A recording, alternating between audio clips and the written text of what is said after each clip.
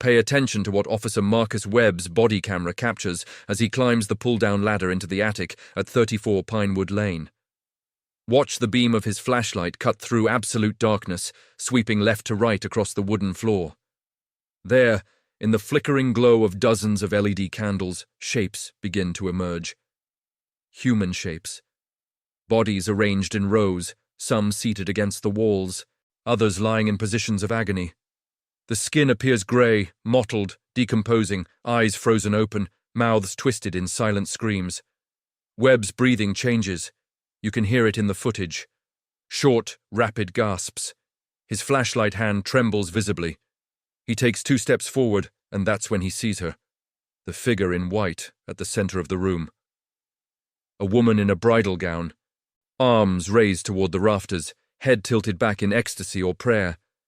Around her, what appears to be a massacre frozen in time. Webb's voice cracks when he speaks into his radio. 3 words that will mobilize half the Ashford Police Department. Send everyone. Now.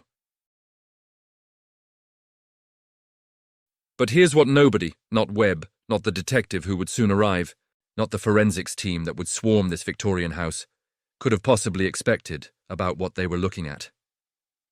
Rewind 4 hours.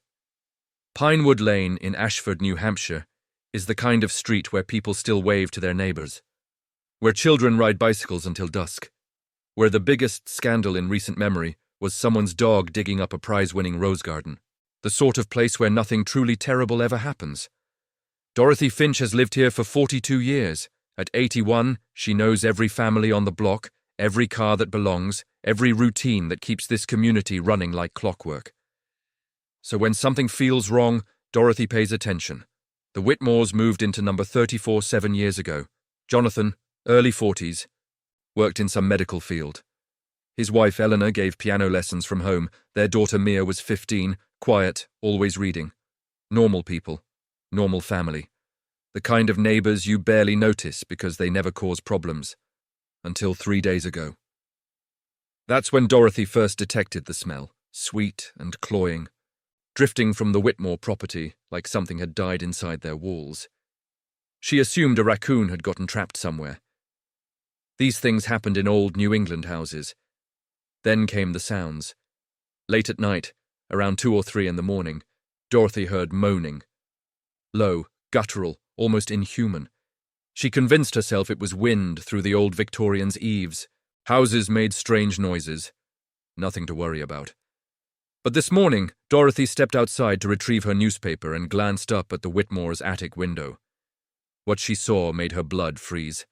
A face, pale and distorted, pressed against the glass, eyes wide open, mouth frozen in a silent scream. Dorothy dropped her newspaper and called the police immediately. Officer Marcus Webb arrives at 3:52 p.m. 9 years with the Ashford Police Department, hundreds of welfare checks completed without incident. He expects this one to end the same way. Embarrassed homeowner, simple explanation, paperwork filed and forgotten. The smell hits him before he reaches the front porch. Webb knows death.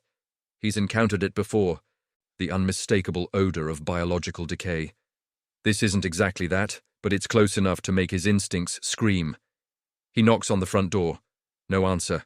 Knocks again, louder. Ashford Police Department. Is anyone home? Silence. He circles the property, checking windows. First floor appears normal. Kitchen with dishes in the sink. Living room with a piano in the corner. Everything looks ordinary, lived in. Then he looks up at the attic. A faint light flickers behind the glass. Not steady like a lamp. Irregular. Almost like candlelight. And there, barely visible, that face Dorothy described. Watching. Waiting. Webb radios for backup. Officer Rebecca Torres arrives 11 minutes later. Together, they make the decision. Exigent circumstances. Someone inside could be dying. They have legal justification to enter. The front door gives way on the second attempt. That smell hits them like a wall. Webb feels his stomach lurch. They clear the first floor. Empty. Second floor. 3 bedrooms, 2 bathrooms, all undisturbed. Signs of recent occupation everywhere. Clothes in closets. Toiletries in bathrooms. A family simply stepped out and never returned. But that smell comes from above. Webb finds the attic access at the end of the hallway. A pull-down ladder already partially extended. He looks at Torres. She nods. Both draw their weapons. He climbs into darkness. And what Marcus Webb discovers in that attic will change everything. For him. For the quiet community of Pinewood Lane. For a family whose ordinary life is about to become extraordinary nightmare. 14 figures arranged like victims of a ritual killing. The bride in white at their center, candles flickering, that horrible smell filling every breath.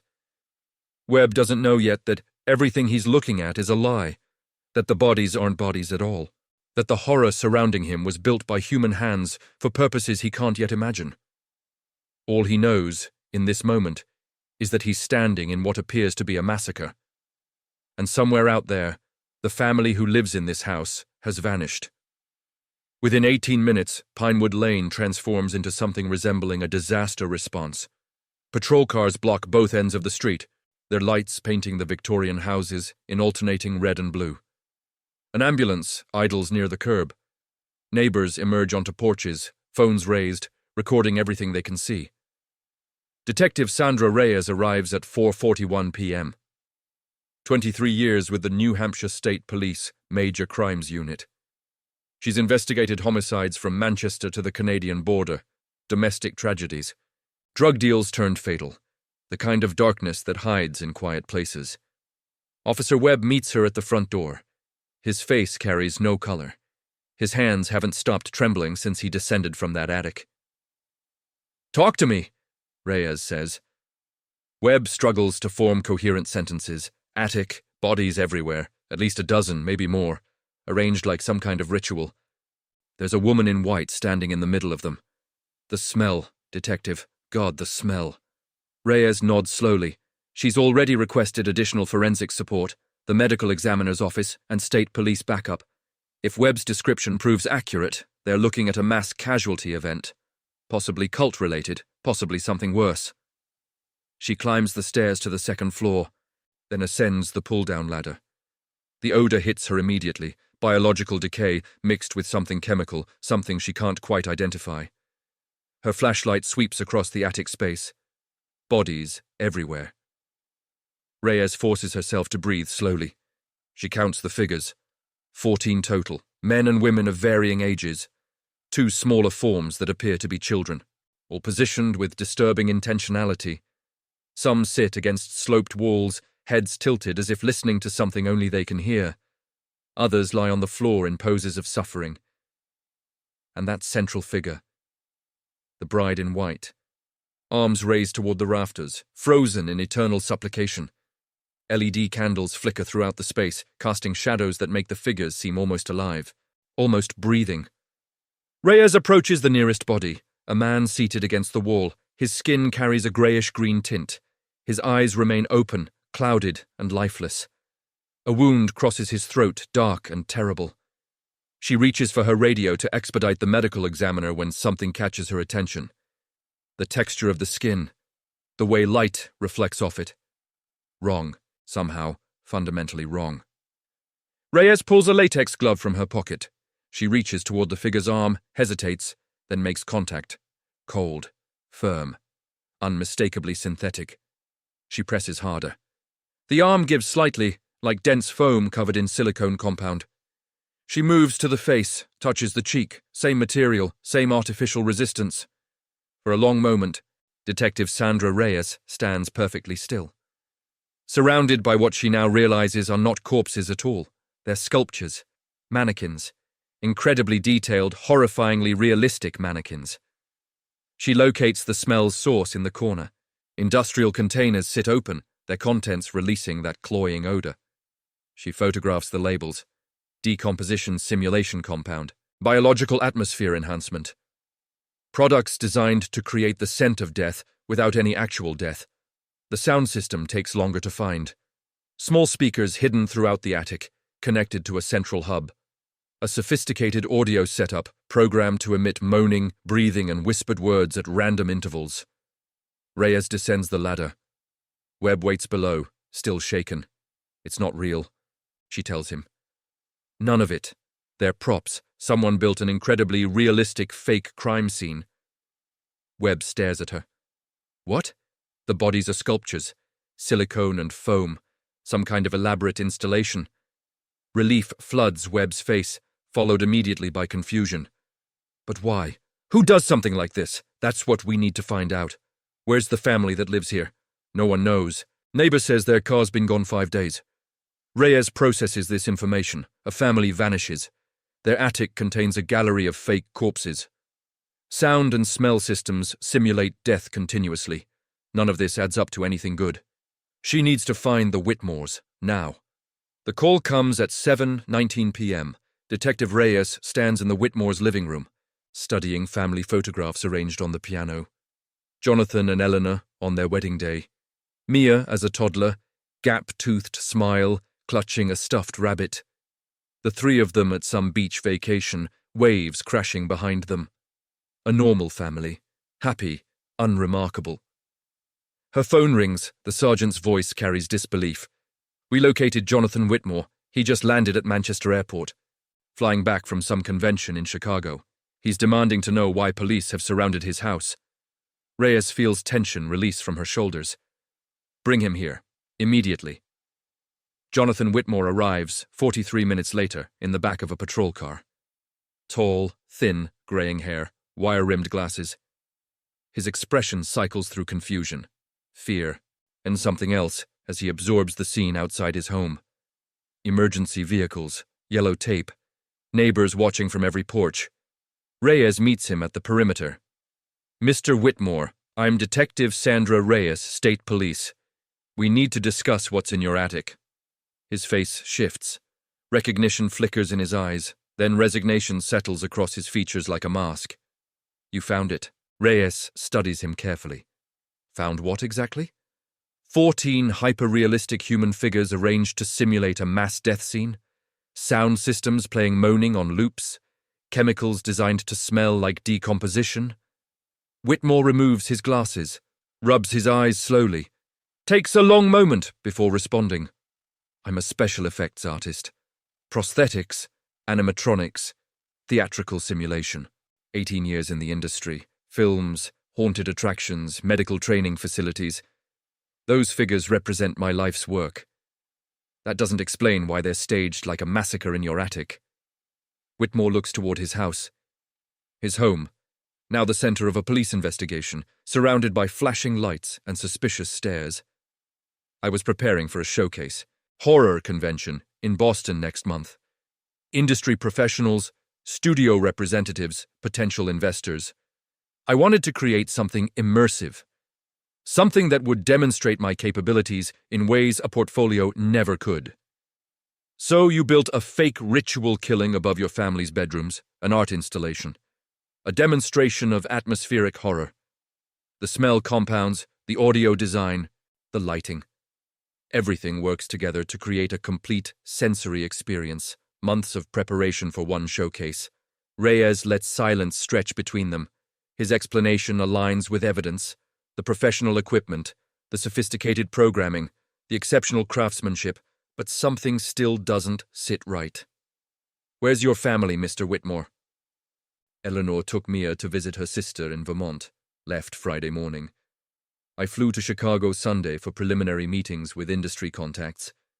We were all supposed to return tomorrow. And you left your installation running while the house sat empty? Whitmore's expression tightens. I programmed everything on timers. The smell compounds need regular exposure to maintain effectiveness. I never imagined anyone would notice. The attic windows face away from most neighbors. We're set back from the street, except one window faces directly toward Dorothy Finch's house. She saw a face pressed against the glass this morning. Whitmore closes his eyes. The bride. I positioned her near the window for natural lighting tests. I never considered how it might appear from outside. Mr. Whitmore, your neighbor believed she witnessed evidence of murder. Officers entered your home expecting to find victims. We mobilized significant resources based on what appeared to be a mass casualty event. Do you understand the severity of this situation? He nods slowly. I never intended for anyone to see it without context, without explanation. Presented properly, It's art. Discovered like this, without warning, I understand how it must have looked. Art. Reyes turns the word over. She's seen the figures in that attic. The wounds rendered in perfect detail. The expressions of agony. The children frozen in terror. Is this really what passes for art in your industry? Whitmore meets her gaze directly. I create illusions, detective. I help filmmakers explore the darkest aspects of human experience. Horror exists because people need safe ways to confront their fears. He pauses, looking back at his house. But I made a terrible mistake. Without context, without consent, fear isn't cathartic. It's just trauma. Watch the way news travels through a small town like Ashford. By 9 p.m., every resident on Pinewood Lane knows something terrible was found in the Whitmore house.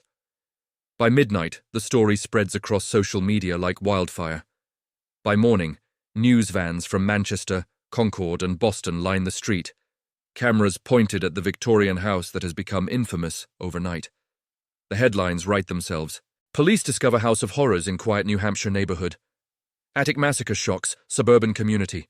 Family disappears, leaving behind gruesome scene. The truth takes longer to circulate. Corrections never generate the same engagement as terror. Officer Marcus Webb doesn't sleep that night. Every time he closes his eyes, he sees those figures in the attic. His rational mind understands their props. Silicone and foam and paint, but his nervous system recorded something different. It recorded the absolute certainty that he was standing among the dead. His wife finds him at 3 a.m., sitting at the kitchen table, staring at nothing. Marcus, what happened? He can't explain it. How do you tell someone that fake bodies broke something inside you? That your brain refuses to distinguish between what was real and what was manufactured? That you keep smelling death even though you've showered 3 times? The department mandates psychological evaluation. Standard procedure after traumatic incidents. Webb sits across from a counselor and struggles to articulate what he experienced. The brain doesn't always differentiate between real and perceived threats, she explains. Your fight or flight system activated based on sensory input. The visual horror, the smell, the sounds. Your body responded as if the danger was genuine. Understanding helps, slightly. Meanwhile, Jonathan Whitmore faces consequences of a different nature. Police determine no criminal charges apply. He committed no crime, created no victims, broke no laws on his own property. But civil violations carry weight, creating public disturbance, causing unnecessary emergency response, citations totaling nearly $6,000. Whitmore pays without argument. The greater price comes from his neighbors. The Pinewood Lane Homeowners Association calls an emergency meeting Thursday evening. 43 residents crowd into the community center. Whitmore attends, hoping to explain, to apologize, to salvage some fragment of his reputation. Dorothy Finch speaks first. Her voice trembles, but her words cut deep. I thought I was looking at a dead woman in that window. I'm 81 years old. I've had nightmares every night since. How am I supposed to feel safe knowing what's next door? Others follow. Parents worried about their children. Residents concerned about property values. A community united in fear and anger directed at a single target. Whitmore tries to respond. He explains his profession, his intentions, his precautions. He apologizes repeatedly. Offers to remove everything immediately. Promises never to work from home again. The HOA votes unanimously. New regulations. No theatrical installations. No special effects equipment. No professional workshops in residential properties. Violations mean fines and potential forced sale. His Boston showcase collapses. Industry contacts distance themselves. Investors disappear. His name becomes synonymous with the Ashford attic incident. Eleanor returns from Vermont the next day. She walks through their home silently, climbs to the attic, stands among the figures her husband created. She doesn't speak for a long time. Jonathan, she finally says, we need to discuss what happens now. Their daughter Mia refuses to enter the house at all. She waits in the car, headphones blocking out the world. 15 years old, and suddenly the girl whose father built a fake massacre in their attic. The family that left for a routine trip returns to find their lives fundamentally shattered. Consider what happens when an investigation closes but questions remain. When the crime scene turns out to be fiction, but the trauma proves devastatingly real. When everyone followed procedure correctly and everything still went wrong. The New Hampshire State Police conducted a full review of the Pinewood Lane response. Detective Reyes submitted her report 3 weeks after the incident. 42 pages documenting every decision, every action, every moment, from Dorothy Finch's initial call to Jonathan Whitmore's return from Chicago. The review board met in early November. 5 senior officers examined evidence, interviewed responding personnel, analyzed departmental protocols. Their conclusion arrived at a troubling truth. No one made a mistake. Officer Webb responded appropriately to a welfare check. He observed signs of distress, heard sounds suggesting someone in danger, followed proper procedure, requesting backup and entering under exigent circumstances. His reaction to what he discovered in that attic was entirely human. Detective Reyes conducted a thorough investigation, identified the true nature of the scene within minutes, maintained professional composure throughout. Her documentation proved exemplary. Everyone performed their duties correctly, and yet a man's career lay in ruins, an officer required trauma counseling, and a community had been terrorized. The review board recommended updated training protocols. First responders would receive instruction on theatrical special effects, prosthetics, and simulation technology. A new generation of hyper-realistic props demanded new awareness among those who might encounter them unexpectedly. But training couldn't address the deeper issue. The fundamental problem of context, of intent versus perception, of art existing in spaces where it was never meant to be discovered. Reyes visited Webb at his home one evening in late November, found him in better condition than expected. Therapy helped, time helped, understanding helped most of all. The counselor explained something interesting, Webb told her. She said my reaction wasn't weakness. It was evidence that my empathy still functions, that I haven't become numb to human suffering, even simulated suffering. Reyes nodded. That's probably true. Webb stared at his coffee. I keep thinking about Whitmore. What kind of mind creates something like that, spends years perfecting the appearance of death and agony? Reyes had researched Whitmore's career. Impressive credits, award-winning work on independent horror films, training simulations for medical schools, prosthetics for burn victim reconstruction. The same skills that horrified Dorothy Finch had helped surgeons practice life-saving procedures. The same artistry that traumatized Webb had entertained millions in darkened theaters. Context, Reyes said simply. Everything depends on context. Meanwhile, the Whitmore family made difficult decisions. Eleanor spent long nights discussing their future with Jonathan. The house they'd loved had become a prison. Every grocery store trip brought whispers. Every school day delivered new cruelty for Mia. Jonathan dismantled his attic installation piece by piece. 14 figures representing years of work, carefully packed into storage containers. The bride went last. He stood before her for a long time, remembering hundreds of hours perfecting her expression. The way light caught her glass eyes, the delicate veins beneath her silicone skin, his masterpiece, his destruction. By December, a for sale sign stood in the front yard. The realtor warned them about pricing expectations. Everyone in Ashford knew this address now. They'd need buyers from elsewhere, people unfamiliar with the story. Jonathan received a job offer from a special effects studio in Vancouver. Good salary, creative freedom, a chance to rebuild, far from scandal. Mia cried when they told her, 15 years old, forced to abandon everything because of something she never created. But she also felt relief. Escape from the whispers, from being the attic girl. Sometimes running away is the healthiest choice available. The Whitmore house sold in February to a young couple from Rhode Island. They'd never heard the story. Their realtor conveniently neglected to mention it. By the time neighbors filled them in, paperwork was signed, moving trucks had come and gone. They converted the attic into a home office, painted the walls soft grey, installed skylights where shadows once danced across 14 frozen figures. The space that held a manufactured massacre now held desks and bookshelves and morning sunlight. Sometimes that's how the world balances itself. Jonathan Whitmore flourished in Vancouver. The studio that hired him valued his extraordinary skills without judgment about how those skills had been misapplied. Within a year, he'd contributed to 2 major horror productions and designed training mannequins for paramedic certification programs across British Columbia.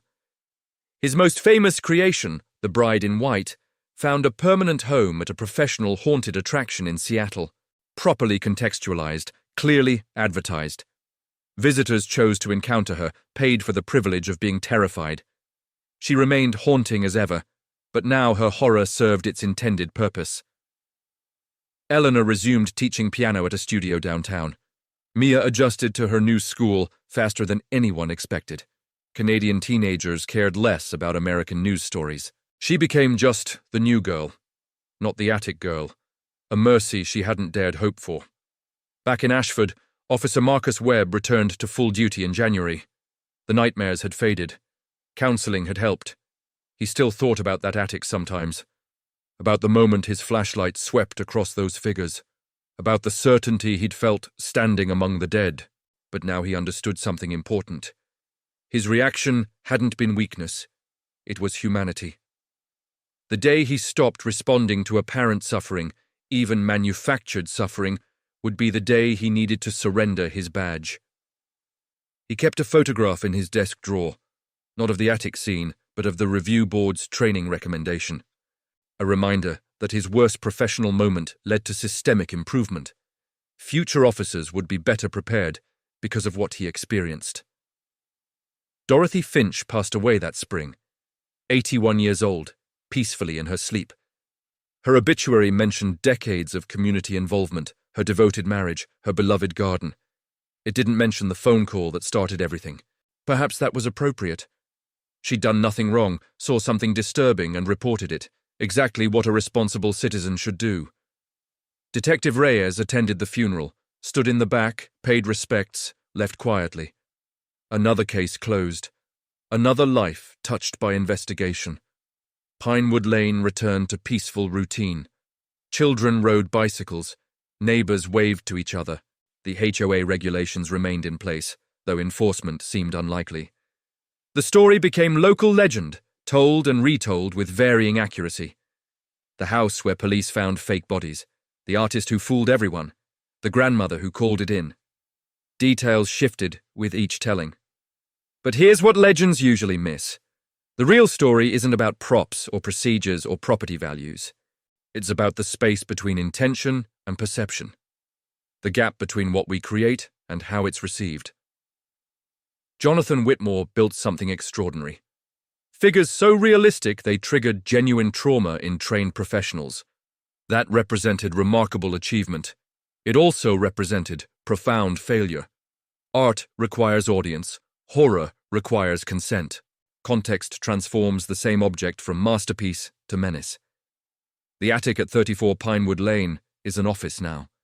Soft light through windows that once showed a bride's frozen scream. Keyboard clicks where moaning once echoed. Life where death was only ever illusion. And somewhere in Vancouver, Jonathan Whitmore still creates.